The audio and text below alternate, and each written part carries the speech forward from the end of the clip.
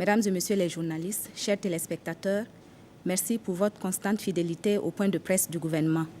Aujourd'hui, nous recevons pour vous le ministre de la Fonction publique, du Travail et de la Sécurité sociale, M. Vincent Zakane.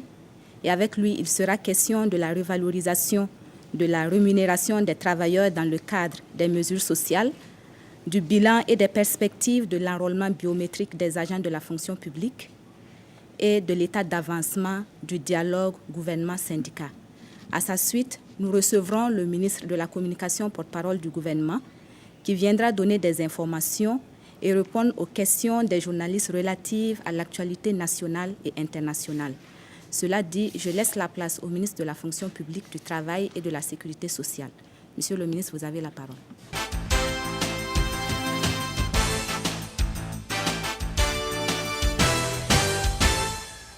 Concernant le premier point, relatif à la revalorisation des rémunérations des travailleurs dans le cadre des mesures sociales du gouvernement, comme vous le savez, au courant du mois de septembre, le gouvernement a pris une série de mesures visant à permettre à la population nationale de faire face justement à la vie chère, comme on le dit, et aux difficultés rencontrées par les uns et les autres.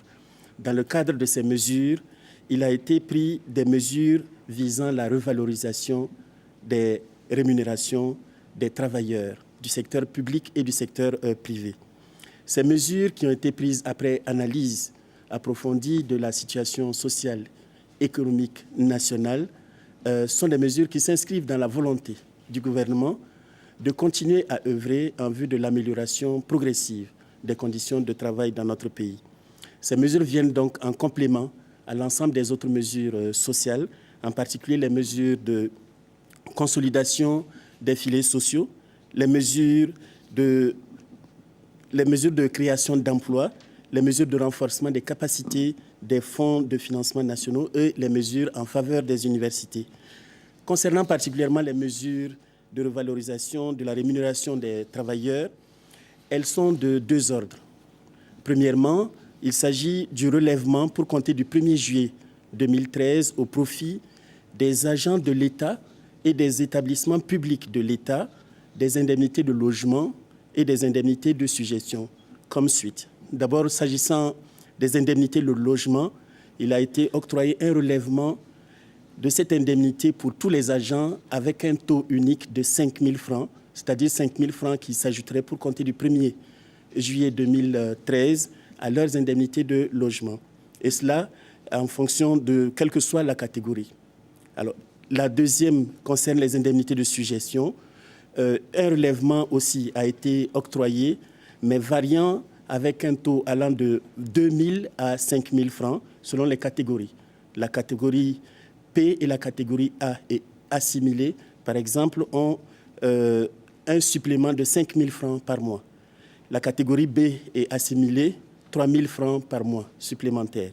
La catégorie C est assimilée, 2 500 francs par mois supplémentaires. Les catégories D, E est assimilée, 2 000 francs supplémentaires par mois. Des dispositions ont déjà été prises pour le rappel de l'ensemble de ces indemnités et cela a été réalisé en fin septembre dernier. Cette décision, naturellement, intervient alors que le gouvernement est en négociation avec les organisations syndicales concernant la relecture de la grille indemnitaire. Naturellement, cette mesure ne remet pas en cause les discussions sur la grille indemnitaire qui se poursuivent et nous espérons pouvoir terminer cette discussion d'ici la fin de l'année, en tout cas avant la fin de l'année. 7 463 246 786 francs. La deuxième mesure concerne l'augmentation des revenus de tous les travailleurs par l'allègement de l'impôt unique sur les traitements et salaires, l'IUTS, à travers des mesures notamment de réduction des tranches de revenus qui sont imposables à l'IUTS, qui passent de 9 tranches à 7 tranches. Ensuite, il y a une exonération totale de la tranche des revenus compris entre 0 et 30 000 francs, mais il y a surtout la baisse des taux applicables aux différentes tranches de revenus, de manière à ce qu'il y ait en conséquence pour les intéressés une amélioration de leurs revenus. Cette mesure est applicable aussi bien au secteur public qu'au secteur privé, donc pour l'ensemble des travailleurs. Cette deuxième mesure a une incidence de 2,879 milliards en termes de manque à gagner dans le budget de l'État. En conjuguant les deux mesures, cela fait une incidence globale de 10,342 246 786 francs.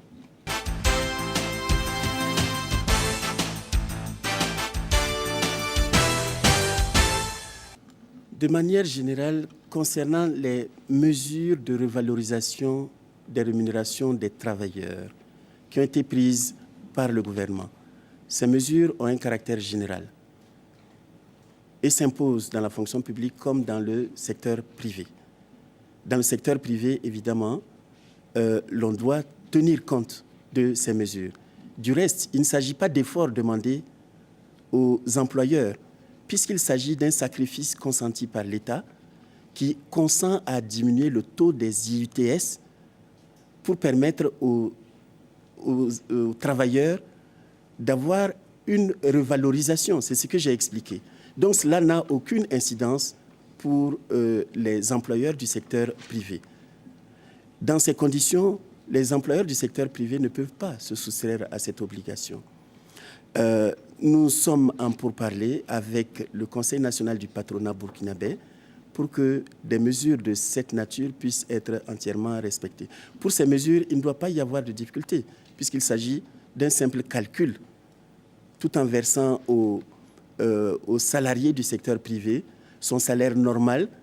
On déduit l'équivalent de la réduction de l'IUTS qui doit être versé au Trésor public, que l'on verse cette fois-ci aux travailleurs. Donc, il n'y a aucune raison de faire des retenues. Si de telles situations se produisent, naturellement, nous veillerons à les faire corriger, parce qu'il s'agit là d'une mesure de caractère général.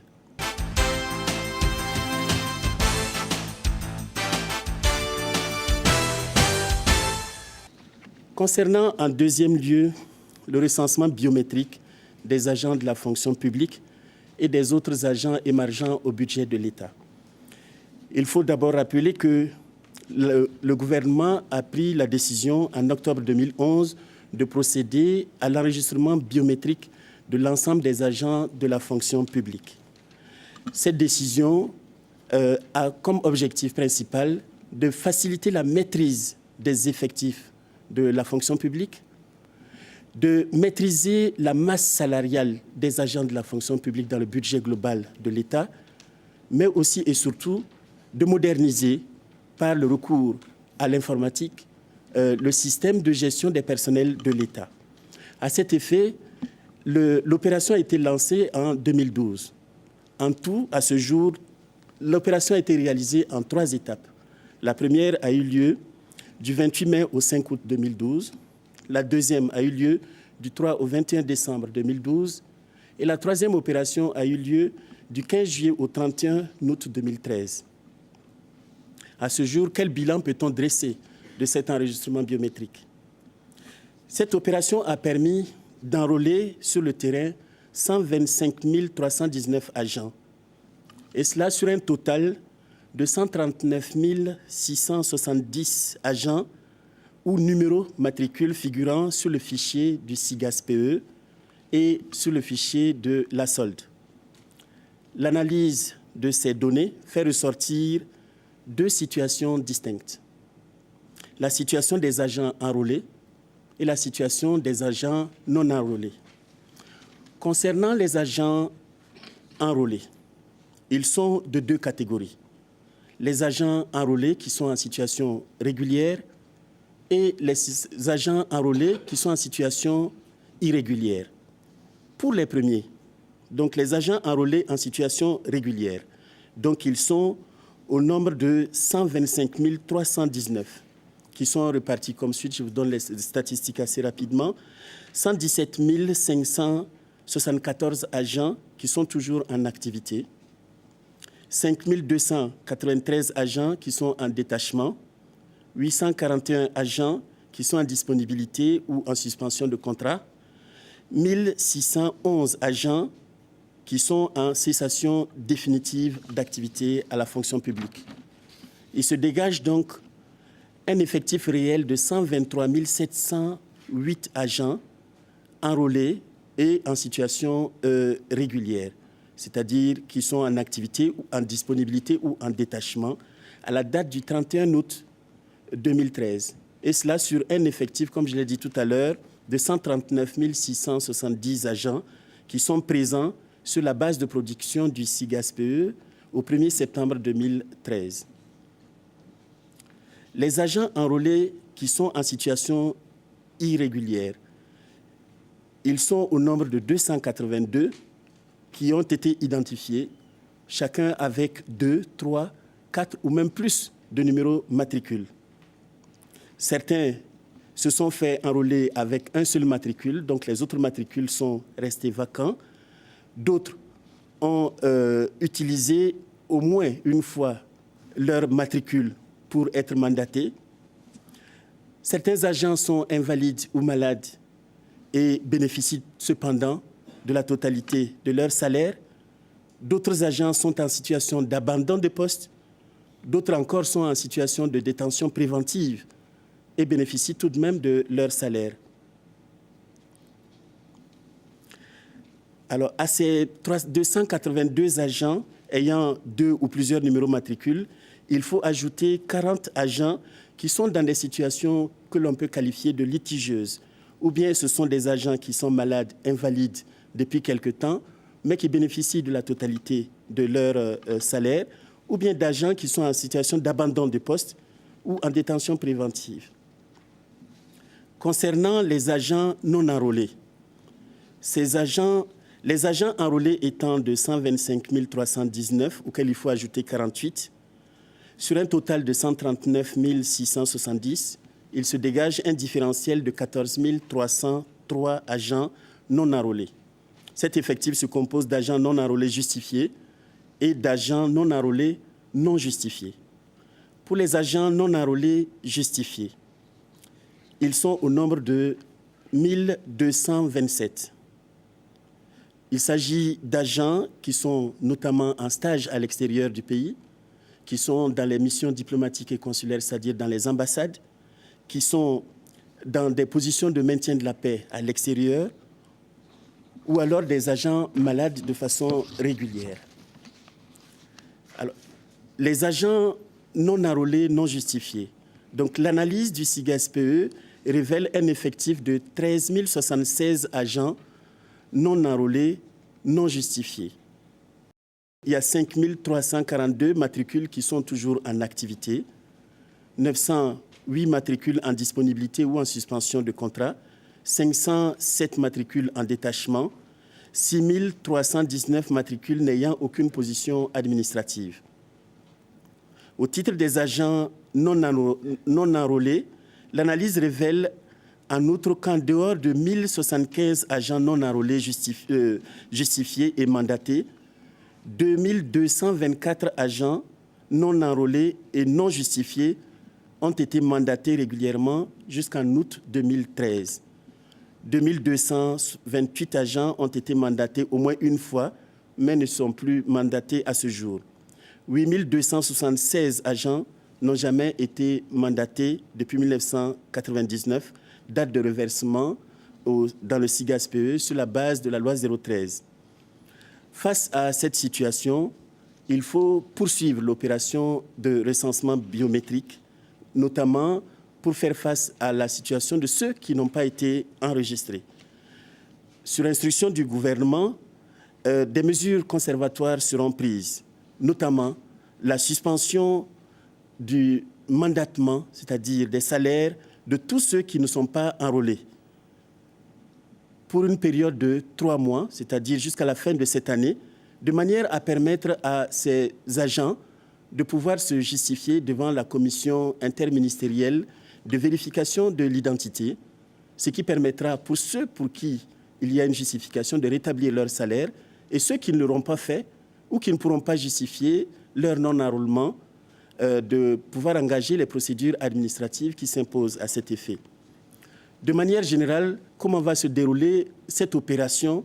Donc, l'opération va se dérouler en tenant compte de la situation des uns et des autres. pour les agents qui sont non enrôlés, mais en situation justifiable, notamment ceux qui sont dans les opérations de maintien de la paix, dans les missions diplomatiques et consulaires, en stage à l'étranger, ou dans des situations qui sont justifiables, le décret adopté au mois de mars dernier sur l'identification biométrique des agents de la fonction publique et des autres agents émargeant au budget de l'État leur accorde un délai de 3 mois à partir de leur retour définitif au pays pour se faire enrôler. Donc pour ces agents, il n'y a pas de difficulté particulière. En revanche, pour ceux qui sont dans des situations non justifiables, ils doivent passer avant le délai de 3 mois devant la commission interministérielle de vérification d'identité, de manière à justifier leur situation selon des modalités qui ont été communiquées aux différents départements ministériels. Maintenant, qu'en est-il des perspectives de l'enregistrement biométrique? Des mesures sont en cours pour que l'enregistrement biométrique soit désormais la base de gestion des personnels de l'État. À cet effet, des mesures sont en cours pour pérenniser l'opération qui va se dérouler en permanence et permettre l'enregistrement des nouveaux agents de la fonction publique. Nous allons procéder également à une interconnexion entre l'enregistrement, la base de l'enregistrement biométrique et la base du SIGASPE et de la solde, de manière à ce qu'aucun agent de la fonction publique ne puisse être mandaté désormais sans être enregistré biométriquement. Par la suite, bien sûr, d'autres mesures seront prises en vue de la vérification de la réalité des agents qui sont ainsi enregistrés. Nous espérons que la base de l'enregistrement biométrique va être progressivement consolidée de manière à ce que ça serve désormais de base pour la gestion des carrières des agents et pour ainsi faciliter les sorties des agents, notamment ceux qui vont à la retraite, mais aussi faciliter la gestion des concours professionnels des agents de la fonction publique.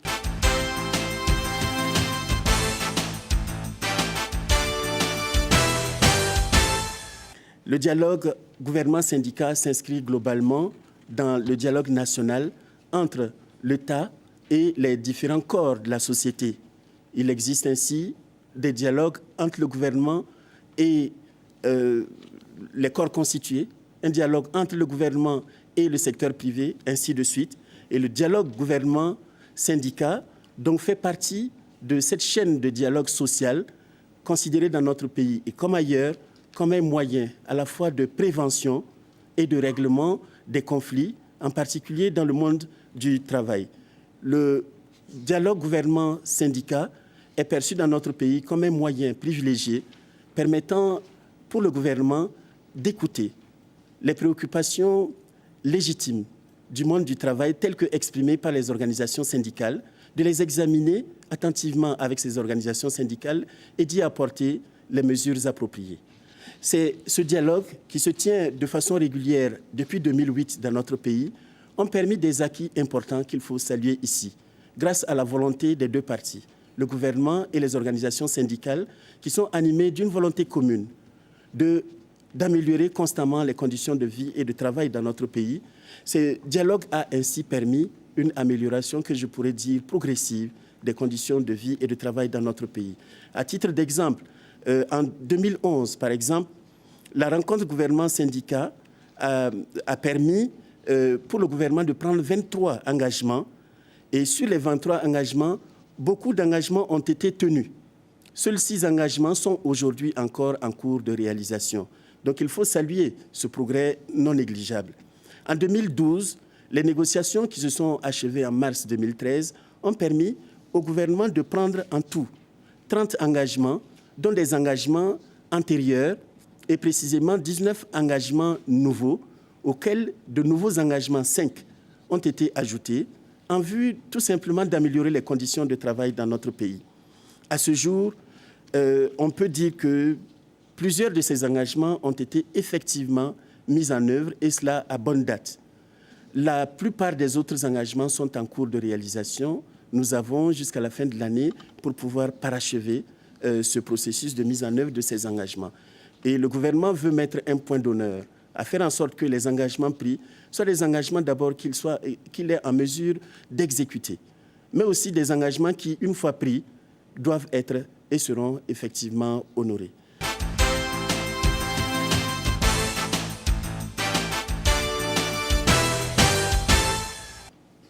Aujourd'hui, dans beaucoup de départements ministériels, il y a effectivement des requêtes en vue de doter le personnel de certains départements ministériels de statuts particuliers.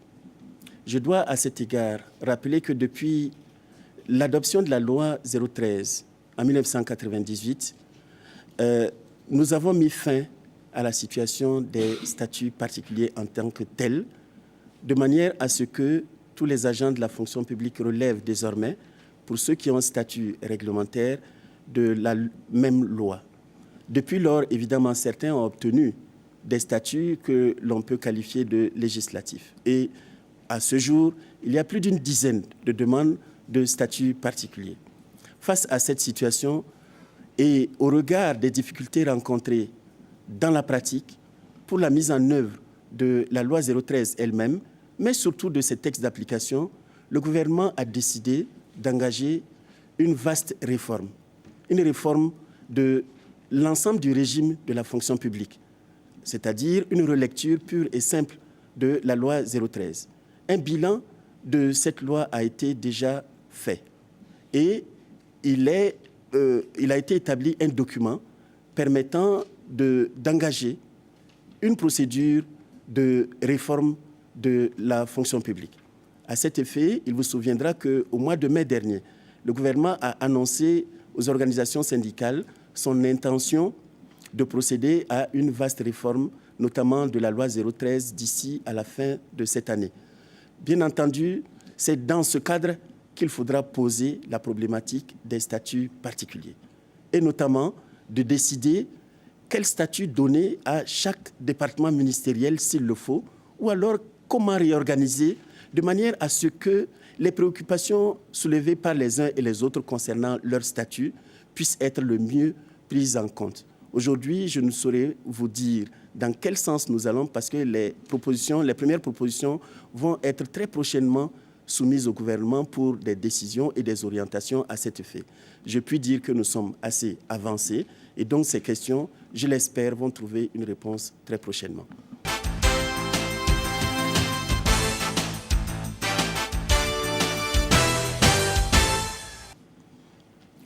Je dois rappeler que ces concours ont été lancés au mois d'avril dernier et sur la base des dossiers qui ont été déposés. Ces concours ont été organisés sur l'ensemble du territoire national au courant du mois d'août. À ce jour, tous les concours ont été administrés. Les concours ont fait l'objet de corrections et les délibérations ont été achevées.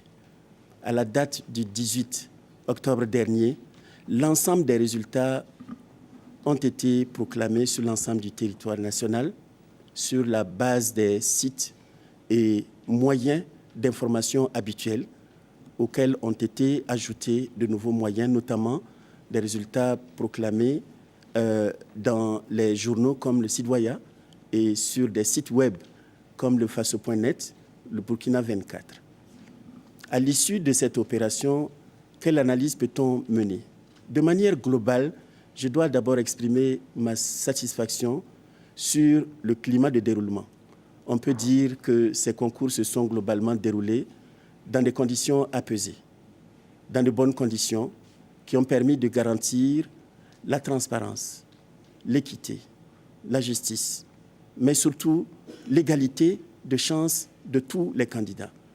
Ce sont du reste les principes sur la base desquels ces concours doivent être organisés. Et je puis dire qu'à ce niveau, les réformes qui ont été opérées depuis quelques années ont permis ainsi de consolider notre système d'organisation de la fonction publique. Il s'agit là d'un élément important qu'il faut relever. Ensuite, concernant précisément les résultats, je dois dire que les concours ont été lancés avec un certain nombre de postes qui étaient prévus. Il était prévu précisément 8224 postes pour 80 concours. Mais par la suite, 5 concours du MENA et du MES ont été ajoutés à cette liste, portant globalement le nombre de postes disponibles à plus de 14 000. À l'issue de ces concours, sur les 8224 postes initialement prévus, ces 8224 postes ont été entièrement pourvus. Pour les 5000 postes des IAC, c'est-à-dire les instituteurs adjoints certifiés, pour le MENA, nous n'avons pas eu assez de candidatures, de telle sorte que l'ensemble des postes n'ont pas pu être pourvus. Concernant le MES, sur un nombre de concours qu'il faut reconnaître, tous les postes n'ont pas été pourvus. 79 postes n'ont pas été pourvus.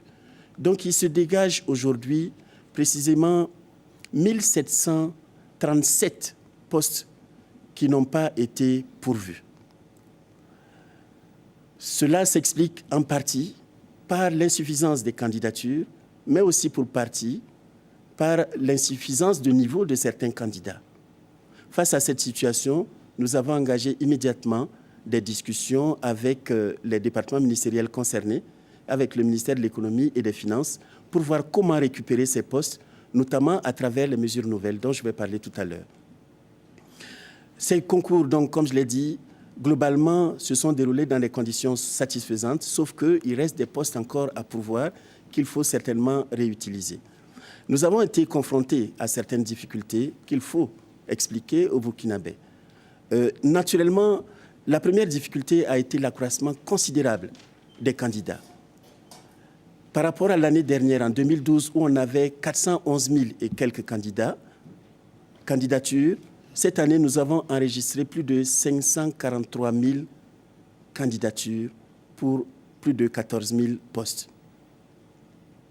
Évidemment, la gestion de cet effectif devient complexe et il est important de faire en sorte que la gestion d'un effectif important puisse se dérouler dans de bonnes conditions, dans des conditions sereines. C'est ce à quoi nous nous employons pour les années à venir. Une autre difficulté rencontrée est liée tout simplement à la perte d'une enveloppe contenant 9 copies à l'issue de l'administration des épreuves d'un des concours.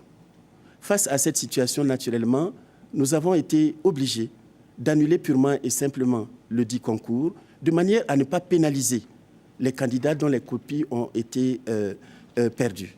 C'est le lieu pour moi d'exprimer les regrets du ministère à l'ensemble de l'opinion publique par rapport à cette situation qui a été tout simplement rattrapée. Une autre difficulté, mais on ne peut pas parler de difficulté, il y a eu une tentative de fraude à l'issue de l'administration des épreuves, mais surtout des délibérations d'un autre concours. Heureusement, la tentative a été décelée à temps, la gendarmerie a été saisie, une enquête a été diligentée aussitôt et cette enquête a débouché à l'identification de 2 personnes qui ont été interpellées, qui ont été entendues et qui ont été tout simplement déférées auprès du parquet. À ce jour, ces personnes ont été tout simplement déférées à la maison d'arrêt de correction de Ouagadougou et la procédure ira jusqu'à son terme. Alors, face à cette situation, naturellement, nous devons garder la vigilance. C'est ce que nous continuons à faire. Et c'est pourquoi nous dégageons des perspectives pour l'avenir, pour faire face à l'ensemble de ces problèmes.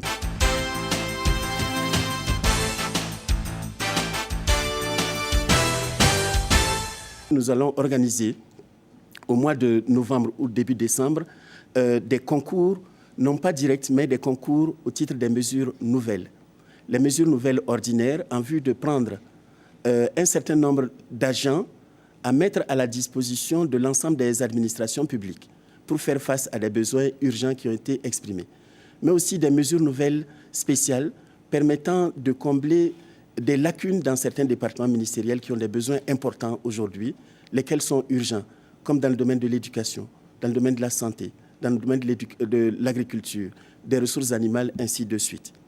Il y aura plus de 2000 postes qui vont être ouverts à cette occasion. Autre perspective, pour faire face au flux massif des candidats, nous entendons renforcer les technologies de l'information et de la communication dans le domaine des concours, notamment en mettant à contribution le guichet virtuel unique de l'administration que le gouvernement compte mettre en place très bientôt en vue de permettre l'accès aux services de l'administration directement en ligne est de réduire les délais, de réduire un certain nombre d'inconvénients qu'on rencontre actuellement dans les prestations des services publics et de manière à rendre plus moderne et plus fluide le service public. On va utiliser ce système pour les dépôts des candidatures de manière à ce qu'on puisse fluidifier ce système. Nous entendons aussi, en termes de perspective, faire bientôt le bilan à travers un atelier de l'ensemble des concours, de notre système d'administration des concours directs. Cela nous permettra de déceler des insuffisances et de prendre des mesures de manière à consolider le système qui est reconnu ailleurs comme étant parmi les plus performants de notre continent. D'autre part, bien sûr, nous entendons élaborer des manuels de procédure pour l'ensemble des concours, de manière à ce que les mesures de transparence soient connues de tous, de manière à ce que le processus des concours soit connu de tous et que ce soit facilité pour tout le monde.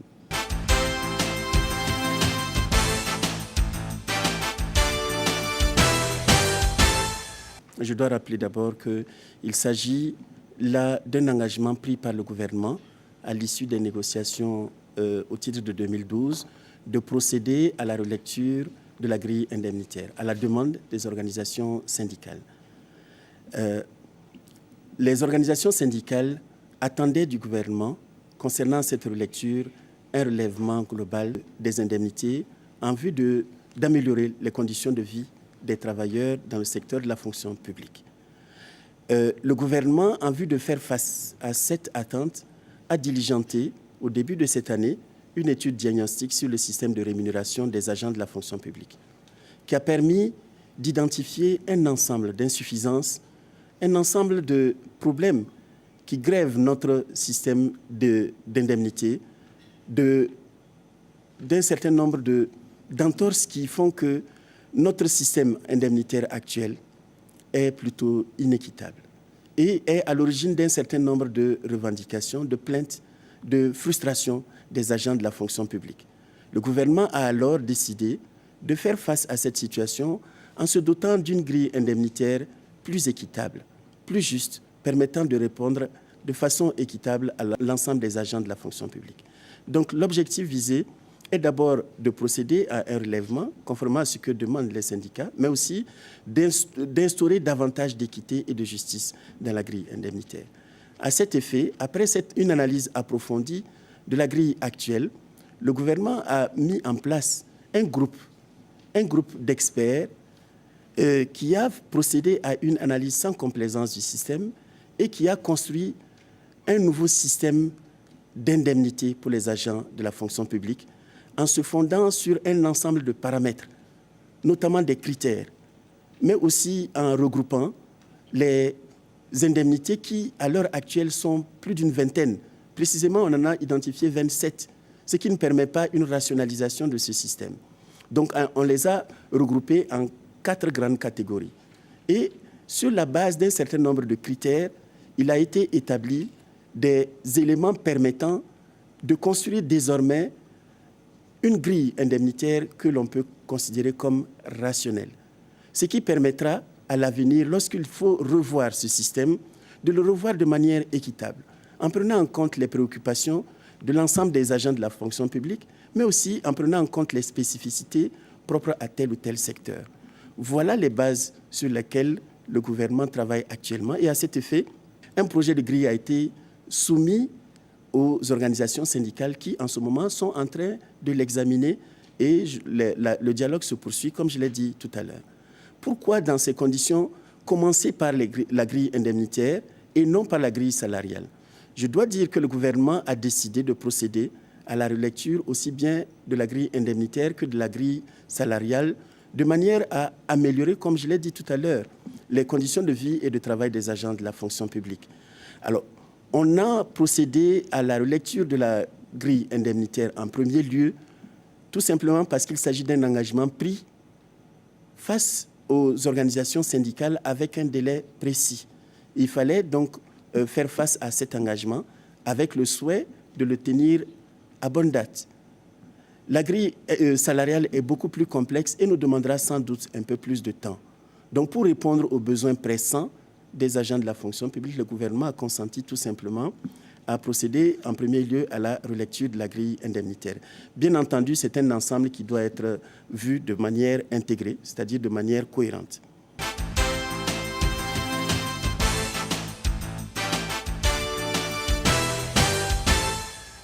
Concernant les agents recrutés sur mesure nouvelle, il s'agit des agents qui ont participé au début de cette année à des concours organisés sur mesure nouvelle 2012. Et les concours ont été administrés. Ceux qui ont été admis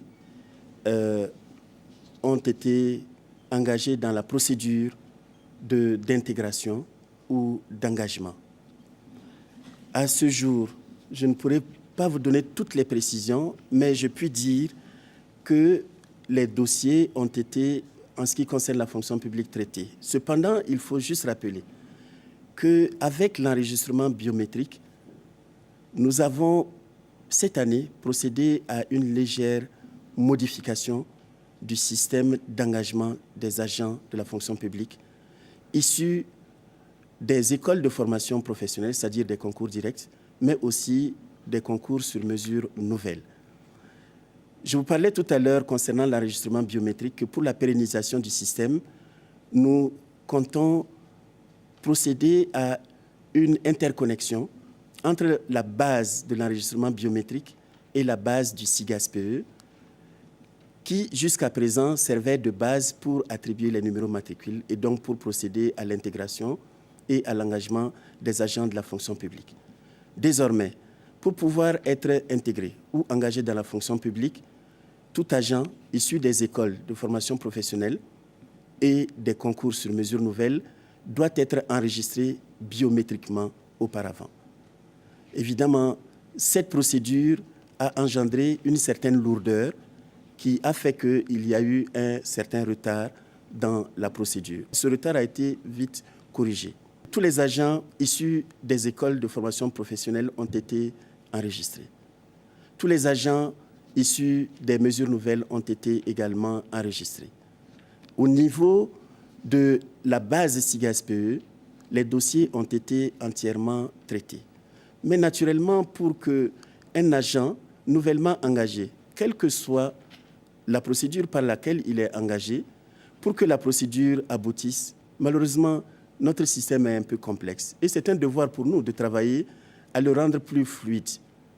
Il est complexe parce que après que les agents aient été enregistrés biométriquement, après qu'ils ont été traités sur la base SIGAS-PE avec un numéro matricule, les dossiers doivent être contrôlés au niveau financier.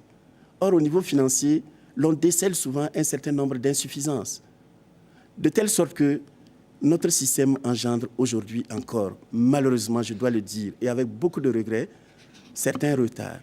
Il m'est revenu ce matin que certains ont été admis depuis 10 mois et que jusqu'à présent, c'est tout récemment qu'ils viennent d'avoir leur salaire. Cela est regrettable. Nous travaillons précisément à faire en sorte qu'une telle situation ne puisse plus se produire.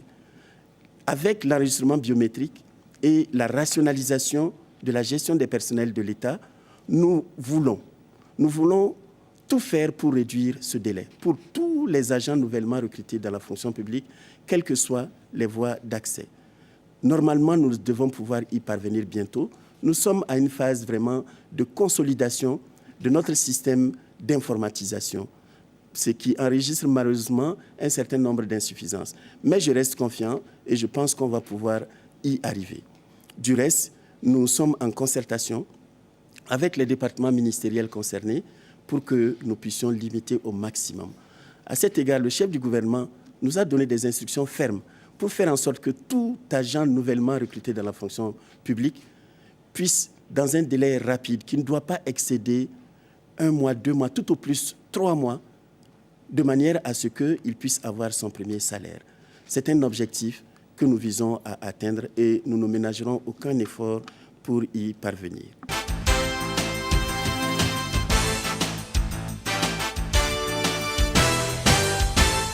Vous me donnez là l'occasion d'exprimer un véritable regret en partant de la mission que j'allais dire noble, confié aux inspecteurs et contrôleurs du travail. Les inspecteurs et contrôleurs du travail ont, à travers l'inspection du travail, pour mission principalement de veiller au respect de la réglementation nationale du travail et de faciliter le règlement des conflits individuels et collectifs qui ne manquent pas dans le monde du travail. Ils font à ce niveau un travail qu'il faut reconnaître difficile, qui comporte également des risques. Il arrive malheureusement qu'ils soient confrontés à des situations d'insécurité, aussi bien dans l'inspection même du travail que sur les lieux de travail où ils sont appelés à procéder à des contrôles ou éventuellement à des vérifications et à procéder à des convocations de responsables d'administration ou d'agents des travailleurs de manière à les entendre conformément à la loi. Malheureusement, dans le cas qui s'est produit, qu'il faut condamner absolument, un responsable d'entreprise à qui une convocation devait être mise, non seulement à refuser d'accepter la convocation, mais en plus à séquestrer et molester l'agent. Il s'agit là d'une situation inacceptable. C'est vrai que les agents de l'inspection du travail font face à des dangers au quotidien. Naturellement, ce cas a été comme une goutte d'eau qui a fait déborder le vase. Face à cette situation, il était de notre devoir d'aller exprimer notre solidarité envers ces agents. C'est ce que nous avons fait dès le lendemain. Après leur manifestation, nous avons naturellement convenu qu'il s'agit d'une situation inacceptable, une situation condamnable. C'est pourquoi, face à la situation, nous avons décidé de saisir immédiatement la justice par un dépôt de plainte. La loi nous y autorise et nous allons l'utiliser dans sa dernière rigueur parce qu'il est intolérable que des agents en mission d'exécution de leur mission de contrôle ordinaire puissent être séquestrés et molestés dans l'accomplissement de leur mission. Donc, notre devoir est d'être à ce moment à côté ou aux côtés des agents. C'est ce que nous avons fait. Mais naturellement, ce cas a permis de déceler un ensemble de situations d'insécurité pour les agents dans les inspections du travail, mais au-delà, dans la fonction publique. L'ensemble des agents de la fonction publique est parfois confronté à des situations d'insécurité.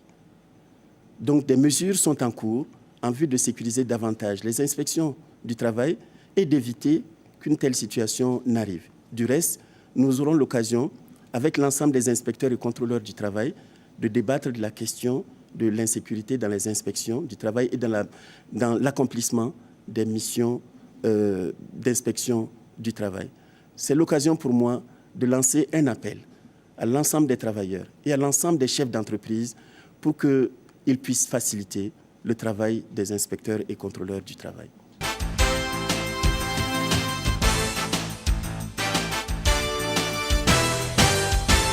Nous avons procédé au lancement avant-hier de la campagne de communication sur les UACO, les universités africaines de la communication de Ouagadougou, qui constituent pour nous un cadre de réflexion.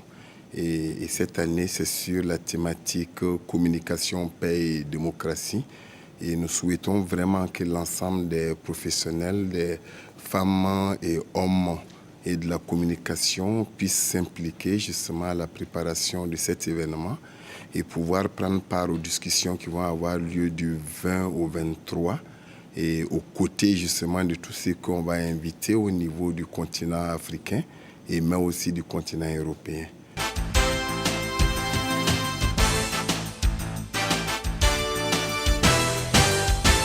Le gouvernement a assumé ses responsabilités. Je pense qu'il y a 3 semaines de cela en Conseil des ministres et qu'il y a eu une communication orale sur la question. Et donc, nous avions expliqué en son temps qu'il allait y avoir l'éclipse le 3 et qu'il fallait que les précautions soient prises naturellement et au niveau des populations pour qu'il n'y ait pas de soucis majeurs. Et parce que les scientifiques et les techniciens ont démontré que ça peut avoir des inconvénients sur la vue. Et je pense que nous avons été les premiers à en parler.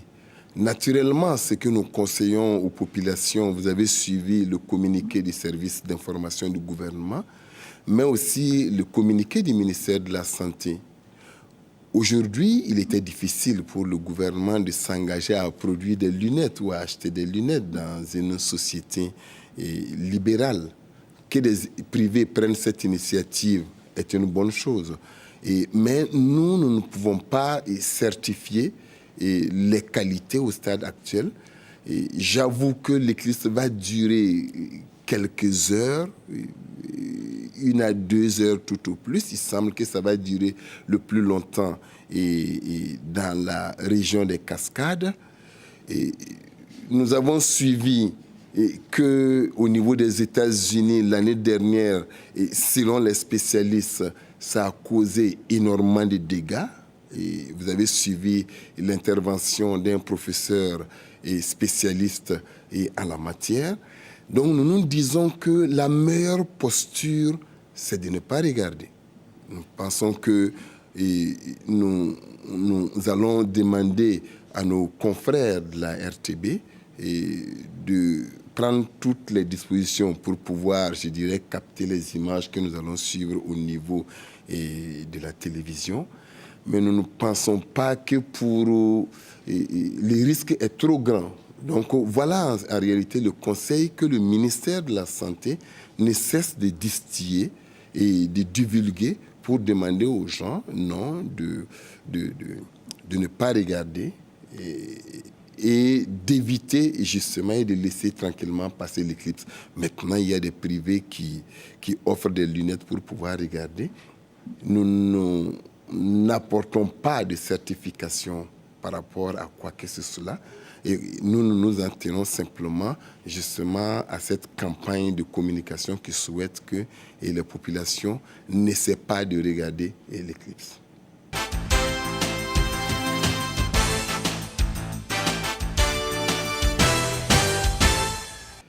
Vous savez, les démarches ne sont pas les mêmes du point de vue du privé comme du public. Et lorsque vous prenez des commissariats ou des gouvernorats qui ont été saccagés, si au niveau du gouvernement, des dispositions ont été prises pour indemniser le secteur privé et pour un certain nombre de raisons, au niveau des services et des institutions de l'État, et donc des institutions publiques, nous avons une toute autre démarche de réaction, c'est-à-dire qu'un gouvernorat, un service quelconque, un commissariat de police appartient à un dispositif institutionnel ministériel. Donc, il appartient naturellement au département ministériel d'intégrer justement la reconstruction de ces infrastructures au niveau de leur budget. Au niveau du gouvernement, un plan spécial n'a pas été élaboré pour pouvoir reconstruire cela. Je pense qu'au niveau des différents départements ministériels, et cela s'est fait de plus en plus, et vous voyez, que ce soit au niveau du ministère de l'administration territoriale et de la sécurité, qui est l'un des départements à avoir subi le plus de conséquences possibles, ou bien d'autres, et au niveau du ministère de la Communication, nous en avons aussi subi. Vous vous rappelez la RTB à Bobo-Dioulasso qui a subi les foudres justement d'un certain nombre de personnes. Et il n'y a pas de programme spécial pour ce type de reconstruction. Et il nous appartient, nous, au niveau du département de la communication, de budgétiser la reconstruction de ces infrastructures et de pouvoir obtenir les financements sur les budgets à venir et de pouvoir procéder aux constructions. Voilà un peu ce qui se passe du point de vue de la gestion du budget public et c'est ce qui explique pourquoi il faut aller lentement. Et si vous voyez, il y a beaucoup d'infrastructures qui ont été reconstruites et il y a d'autres qui attendent simplement que de budget en budget, donc d'année en année, nous puissions reconstruire fondamentalement l'ensemble des infrastructures qui ont subi justement des dégâts ou qui continuent de subir parfois des dégâts au fur des manifestations populaires.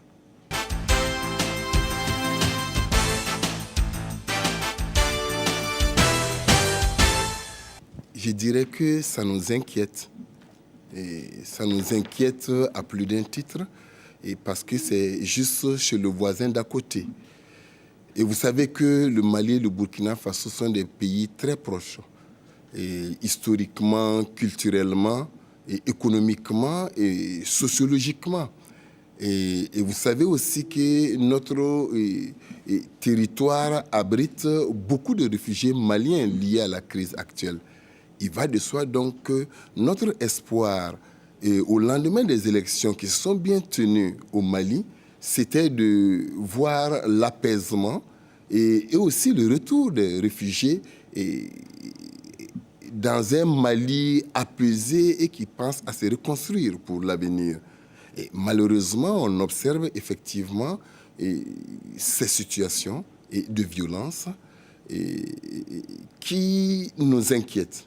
Et naturellement, vous pouvez comprendre que son Excellence, M. le Président du Faso, est le premier à suivre cela, qui reçoit les informations. Il continue à discuter avec les protagonistes, et naturellement tous les protagonistes, pour essayer de voir comment est-ce qu'on peut régler ou contribuer à régler cette situation. Mais cela nous interpelle à plusieurs égards.